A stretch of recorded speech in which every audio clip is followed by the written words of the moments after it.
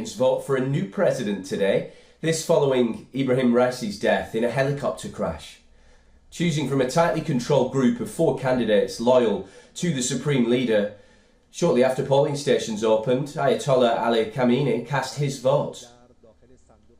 As ballots are counted manually, the final result is expected to be announced only in 2 days. The question now is, who will be Iran's pick?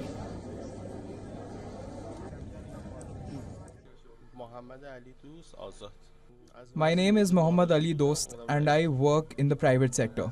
I was unsatisfied with the current situation. I was not happy, so I came to vote. I don't expect too much of a change, but I wanted to vote for my favorite candidate. I don't think there would be a big change. My name is Badri and I'm a retired person. I came to vote because I'm interested in the future of my country, my own self, my family, my children. I definitely should vote for it. Now I am in the queue. My legs have a problem, so I'm sitting outside for my turn to vote and hope to make a better future together for our country. I am Ali Abdullali Zadeh, the chief of Mr. Pezeshkian's campaign. We are expecting by God's willing that Mr. Pezeshkian would be the next president and the winner of this competition with the definite vote of the people of Iran. The important issue for us is the legitimacy of these elections, and up to now, by the grace of God, everything is going smoothly. As you're observing, it was a good campaign process of 15 days in which our society was informed our ideas, the candidates' ideas, and I also thank the national television for providing all range of programs for better public awareness. If Mr. Pezeshkian wins, then a lot of changes will be done in Iran which will be in accordance with our slogan of justice, transparency and rule of law. And in these regards, people of Iran should expect changes and also an improve in the standard of living of the people of Iran. 80 candidates entered the race to be president. The Guardian Council approved 6, barring all 7 of the women candidates. And in the final stretch, 2 of them, both Conservatives, have already dropped out. Amir Hossein Hashemi was the first to rescind his candidacy. Hashemi was one of Raisi's vice presidents and he'd campaigned on a continuation of the former president's policies. And as he pulled out, Hashemi urged other Conservative candidates to offer a united front. Soon after, Tehran's mayor, Ali Reza Zaghani, joined Hashemi and boarded the withdrawal wagon. Zaghani attempted to run for president back in 2013 and in 2017 as well. It was only in 2021 that he received approval from the Guardian Council, only to withdraw his candidacy, as he backed out yet again this time. Zaghani also asked the 2 Conservative candidates to unite and not leave the revolutionary forces' rightful demands unanswered. Emerging as the most significant of them is Mohammed Bakir Kalibath. He's served as Speaker of Parliament since 2020. And he boasts an extensive military history, including 3 years as commander of the Islamic Revolutionary Guard Corps Air Force. The 3 other candidates have all been IRGC officials as well. But Kalibath maintains close ties to the IRGC.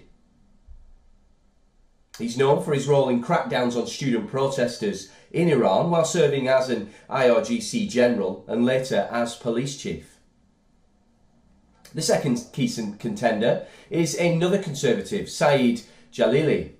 Although he served as the country's nuclear negotiator, Jalili is a critic of international negotiations over Iran's nuclear program. If elected, Jalili is expected to continue the harsh crackdown on anti-government protesters and on Iranian women accused of violating the country's mandatory hijab rules. Mostafa Pourmohammadi is the only cleric in the race, also a Conservative. Pourmohammadi has a leading role in the 1988 executions of thousands of political prisoners held in Iranian jails. Now let's take a look at the sole reformist in the race, Masoud Pezeshkian. He's based his campaign around Iranian women, youths and ethnic minorities. He's focused on reopening nuclear talks with the West. Analysts say Pezeshkian could run in an attempt to increase voter turnout.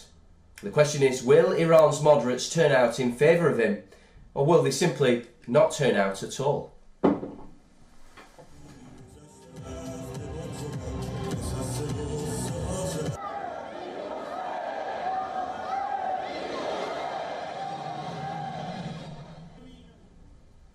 Well, to bring us more on this story is our correspondent Anas Malik. He's joining us live in Tehran this morning to give us the latest insight. Anas, what's the mood on the ground like, and what's the voter turnout from what you can see?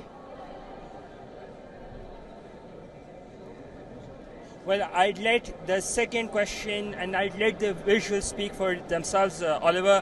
I'm here in the Hosseiniya Irshad. It's a very prominent city center polling station. You see scores of women, scores of men, scores of youngsters. They're here, and that is a testament on how the voter turnout is turning out to be. I'll just walk around to give you a sense on how full this area is. The entire complex has been made into a polling station, and you see there are women, there are men, and regardless of the gender, they're there to vote. They're here to vote. They're here for what they believe would be a better future. I'll just walk out to give you a sense on how big the queue is as well, how many people are there outside waiting to get in to the Hosseiniya Irshad complex where we are right now. All across here in Tehran, it seems to be the mood seems to be charged in the wake of these elections, in the backdrop of these elections. I'll just ask my camera person to follow. You see the scores of women and men lined up outside here. This gives you a sense of how much this election means to the people of Iran, of Tehran. The lines get bigger, longer and longer, and you've just walked out from one part of the Hosseiniya Irshad to the other part, and we keep on walking. So you get a sense, you do get a sense of how is the voter turnout and what the people here really want. Oliver? Yeah, we're talking about that. Obviously, we're seeing that great turnout there, but what are the key issues that the Iranians are talking about during this election? There are three key issues in these elections, Oliver. The first is economy and inflation. Second is good diplomacy. And third is with regards to the economic and job security. I think that are the three dominating factors in these elections. The previous governments, their policies have been widely criticized. And that's why we're seeing what we're seeing right now. Again, I'll ask my camera person to follow. I mean, this is a never-ending line. If you walk, if you see in the visuals, this is a never-ending line, long ways, and the line just seems to get bigger and bigger and bigger. I mean, there are scores of people over here, and that really does make you understand that how core are these issues, how problematic these issues are, and they have one thing in their hand, that is the right to vote, and they really believe, the people here really believe, that their vote can change the fate of their country. Oliver? Yeah, it's a very significant election. Anas Malik joining us there live from Tehran. Many thanks for bringing us that insight.